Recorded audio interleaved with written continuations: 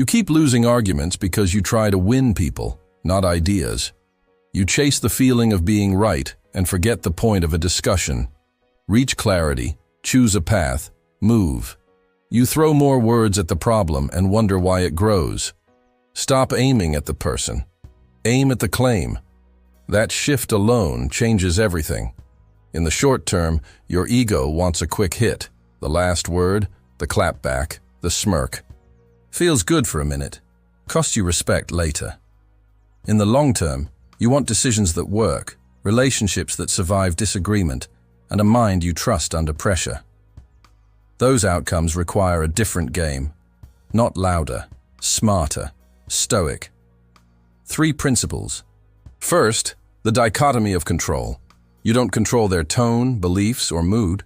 You control your questions, your breathing, your goal for this conversation. Second, logos over ego. Truth beats theater. You're not here to look smart. You're here to find what's useful. Third, disciplined assent. Before you react, separate fact from your story about the fact. They raised their voice is a fact. They disrespected me is your story. Deal with the first. Check the second. Let's clear the junk that keeps you stuck. Myth 1. The loudest person wins. No. The person who frames the issue wins. If you set the terms of the problem, you steer the outcome. Myth 2. Calm equals weak. Wrong. Calm is controlled power. You decide when and how to use it. Myth 3. Instant replies show confidence. They usually show fear. A short pause prevents long regrets. You need a microsystem that works in any room, with anyone. Use the 321 Stoic.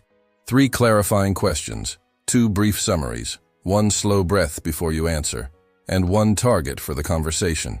Start with 3 questions. What do you mean by cuts fog? What's the real objective here? Sets direction. Which criteria matter most? Defines success. You gain ground without throwing a punch, then give 2 short summaries. So you're saying the issue is X. If I'm hearing you right, the priority is Y. Summaries do 2 things at once.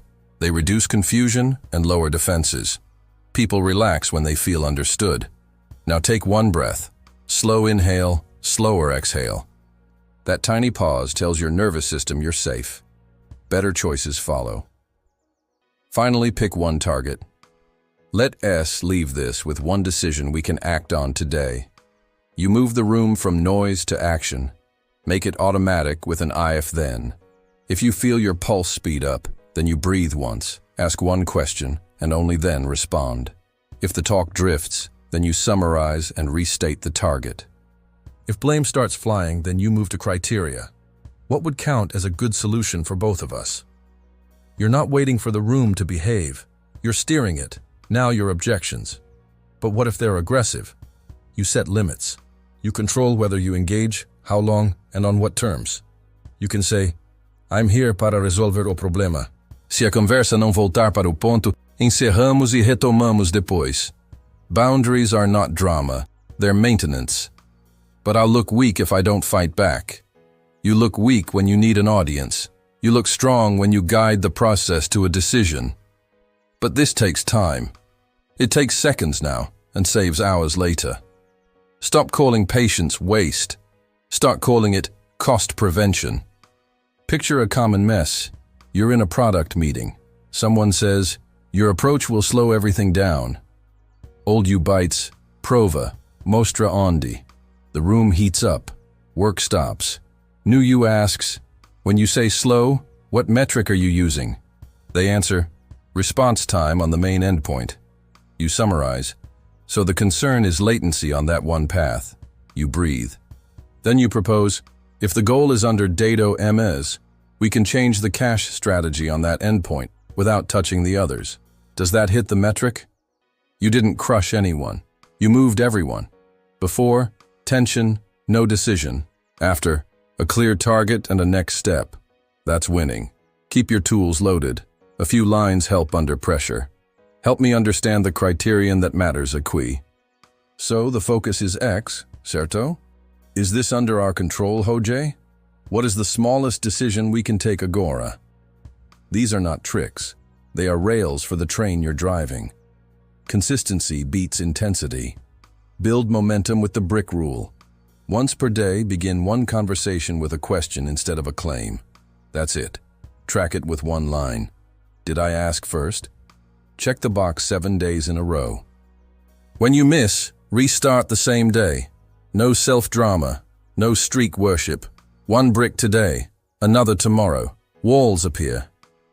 Here's the hard truth. Nobody will rescue you from your reactivity. Not a book, not a quote, not a playlist. Your mouth moves before your mind, and you pay for it. Here's the hope. Every discussion offers a decision point. You can choose to breathe, to ask, to summarize, to target. You can choose to win the idea and keep the person. So here's what you do now. Write your if-then in one sentence. Keep it visible. If I feel heat, then I breathe once. Ask, what do you mean by? And aim the talk at one decision. Use it once today, not tomorrow, not when I'm ready. Today. Use it with your teammate, your friend, your client. One conversation, 321 Stoic. 3 questions, 2 summaries, 1 breath, 1 target. You will feel the difference in your body, not just in your head. You want a result? Stop rehearsing comebacks. Start shaping the field. Stop proving you're right. Start proving you can lead. When the room gets tense, you get simpler. What's the claim? What's the criterion? What's the decision? That's how you stop losing. That's how you start finishing. You don't need more confidence. You need fewer uncontrolled reactions. You don't need a bigger vocabulary. You need better questions.